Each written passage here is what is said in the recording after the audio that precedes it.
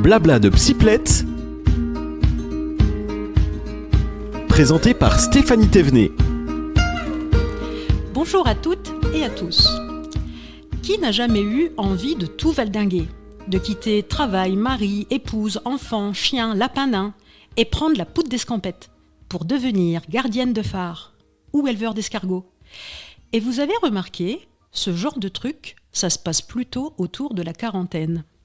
Ah, la fameuse crise de la quarantaine. Elle est trop souvent associée ou résumée au démon de midi. Bonjour.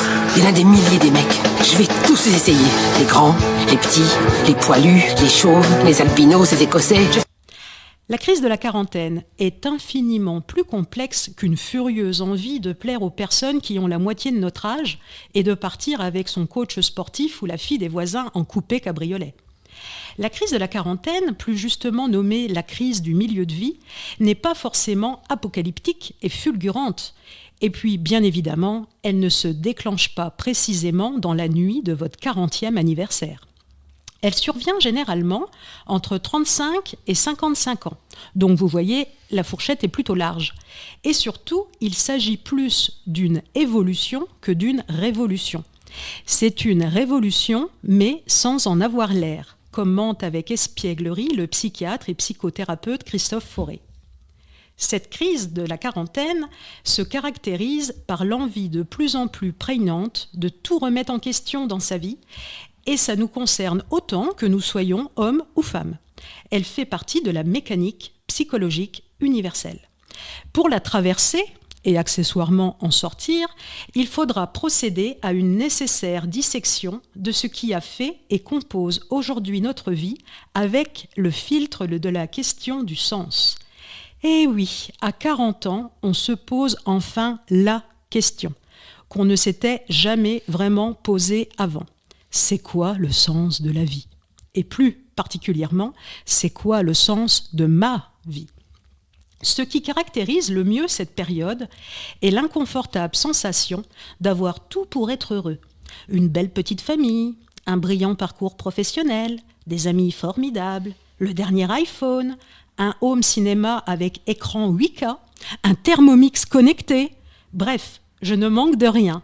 Et pourtant, je me sens insatisfait. Tu la voyais pas comme ça, frérot. Doucement, ta vie t'a mis KO. Parce qu'on se sent honteux de ressentir de telles choses, on a beaucoup de mal à en parler. Et souvent, on garde ça pour soi.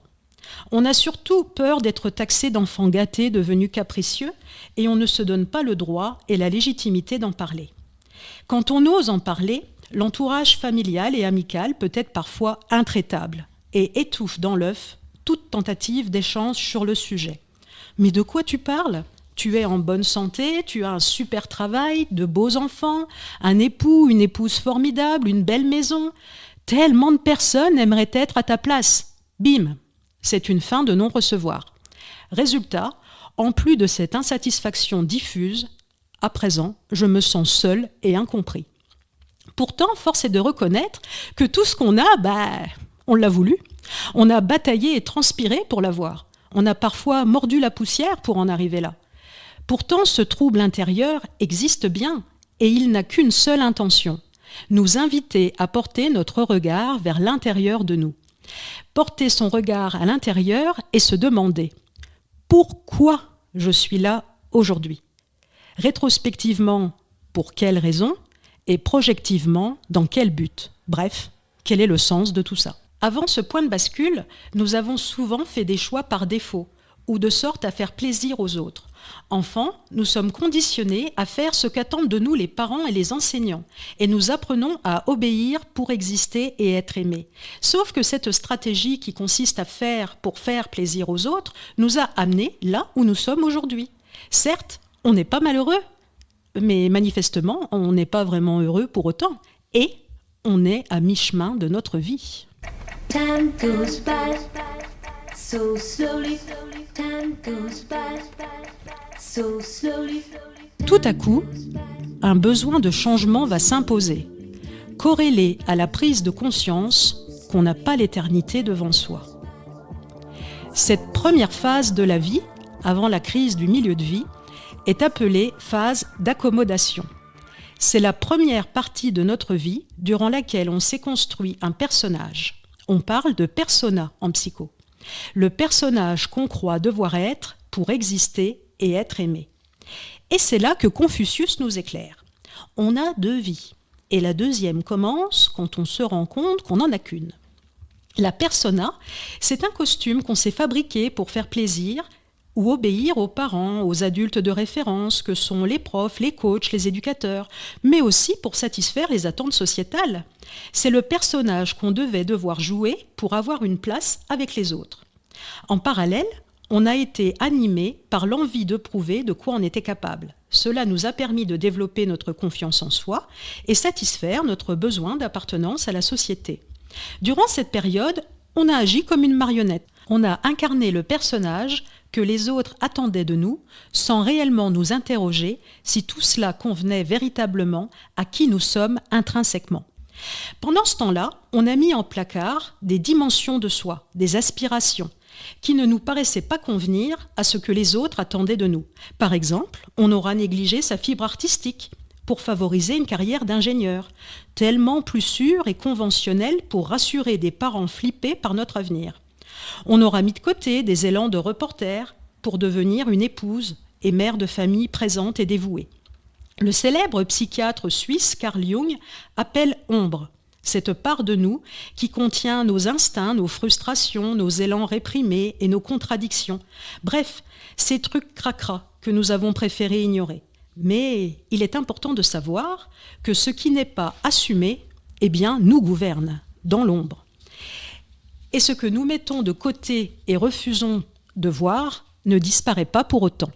Leur énergie s'accumule, incube, jusqu'au jour où ça déborde ou explose.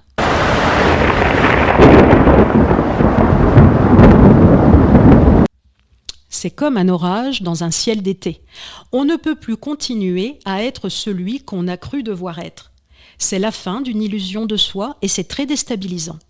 Oui, parce qu'on se rend bien compte, petit à petit, que ça fonctionne de moins en moins. Les coutures du costume craquent, les boutons pètent, le personnage se désarticule, c'est l'ombre qui pousse de l'intérieur et demande à émerger. Petit à petit, ou brutalement, un jour, quelque chose bascule. Parfois, à la faveur d'un événement soudain. Une promotion insatisfaisante, un licenciement, une trahison conjugale, le décès d'un parent, un accident, le départ de la maison du dernier enfant. Les questionnements finissent tôt ou tard par jaillir dans tous les sens. Famille, couple, travail, engagement sociétal, mais également relations au corps et spiritualité. Oui, je l'ai dit en amont, la crise du milieu de vie est en partie induite par la douloureuse prise de conscience de notre finitude. On ne sera alors pas surpris de savoir que la plupart des personnes qui s'intéressent au bouddhisme en Occident ont entre 35 et 50 ans. Tiens. C'est ce qu'on appelle une épreuve, et tu dois l'accepter. Il est devenu bouddhiste, le charcutier, là ? Voici les 4 questions à se poser en regardant sa vie quand on s'approche de la quarantaine. Première question. Qu'est-ce qui est bon et bien dans ma vie que je veux conserver et continuer? Deuxième question. Qu'est-ce qui est bon dans ma vie mais nécessaire d'ajuster? Troisième question. Qu'est-ce qui n'existe pas dans ma vie et que je veux faire entrer? Et enfin, la 4e question. Qu'est-ce que je veux complètement arrêter dans ma vie? Tes problèmes de boulot, tes problèmes avec ta femme, tes problèmes de fric, tes problèmes en général et en particulier, moi, ta mère, je m'en fous comme de l'an 40. Tu m'entends, je m'en fous. Mais alors, je m'en fous. Je peux pas te dire à quel point je m'en fous. Je n'en ai vraiment rien à foutre. Mais merde, c'est pas croyable. Ma propre mère se fout de mes problèmes. Je te dirais encore mieux. Non seulement je me fous de tes problèmes, mais je me fous également des problèmes de ta sœur. Je m'en fous totalement. Attends, il y a encore plus rigolo. Je me fous royalement des problèmes de ton père. Mais je rêve. Ma parole, je rêve. Non, mon lapin, tu ne rêves pas. Pendant 30 ans, je vous ai torché, nourri, couché, levé, consolé, tous les 3. J'ai repassé vos chemises, lavé vos slips, surveillé vos études. Je me suis fait des monceaux de billes, je n'ai vécu que pour vous, qu'à travers vous. J'ai écouté toutes vos histoires, vos problèmes et vos chagrins, sans jamais vous emmerder avec les miens. Alors maintenant, je prends ma retraite. Toi, il te reste une longue vie devant toi pour résoudre ta crise. Moi, il me reste très peu de temps pour résoudre la mienne. Alors, tu permettras que pour une fois, je m'occupe de mes affaires avant les tiennes. C'est en décortiquant ce qui compose notre vie et en se demandant « je garde, je vire ou j'ajuste ?» et « qu'ai-je besoin de nouveau ?» que nous donnerons du sens à notre vie. Nous ne sommes pas condamnés à être aveugles à qui nous sommes. Et c'est en osant regarder en face nos contradictions, nos failles et nos véritables intentions et aspirations que l'on n'aura plus jamais besoin de trahir soi ou les autres, ni de fuir soi ou les autres. Et ça, qu'est-ce que c'est confortable. À présent, je vais faire ce qui fait sens pour moi, quitte à déplaire ou décevoir les autres.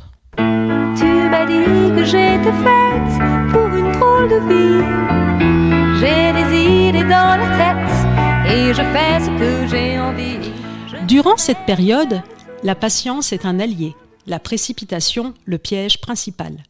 L'incomplétude ressentie ne signifie pas que nous devons radicalement tout changer et tout bazarder.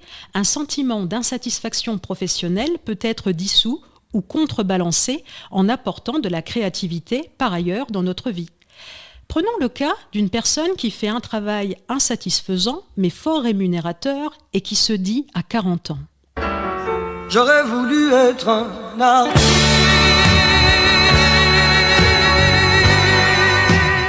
Il peut tout à fait, en parallèle de son travail, s'épanouir à développer son talent artistique en chantant dans un groupe et en se produisant dans quelques festivals ou dans les bars.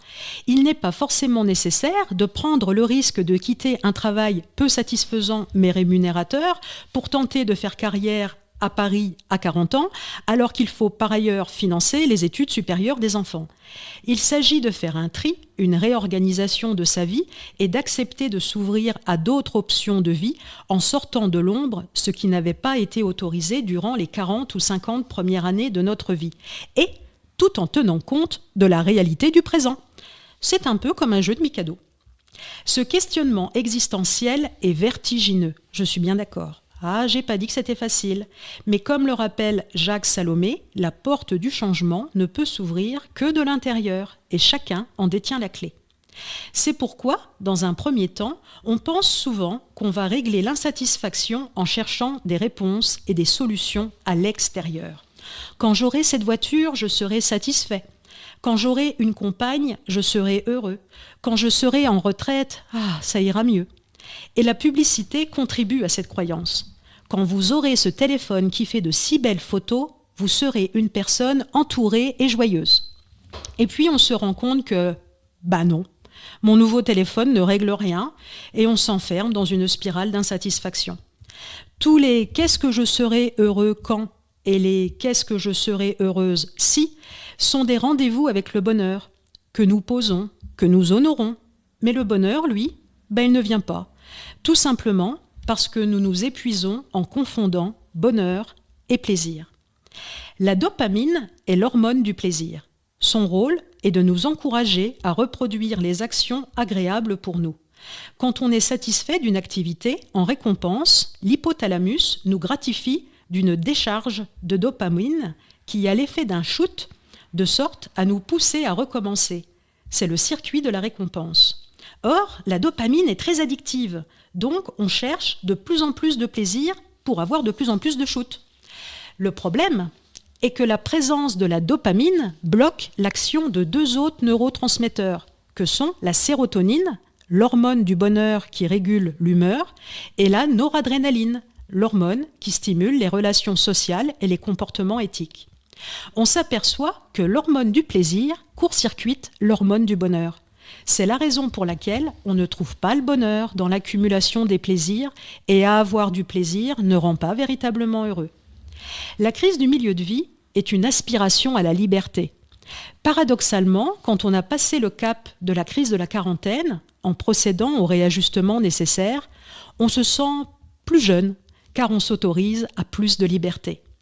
On a enfin compris que la liberté ne consiste pas à faire ce qu'on veut, ce qui est la définition de la liberté du point de vue d'un enfant, mais à être qui on est, c'est-à-dire une foule sentimentale, d'après Alain Souchon.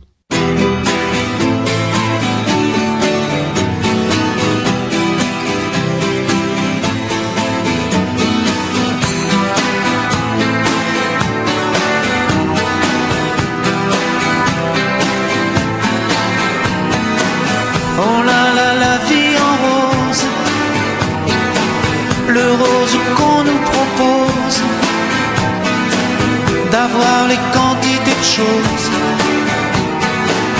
qui donnent envie d'autre chose.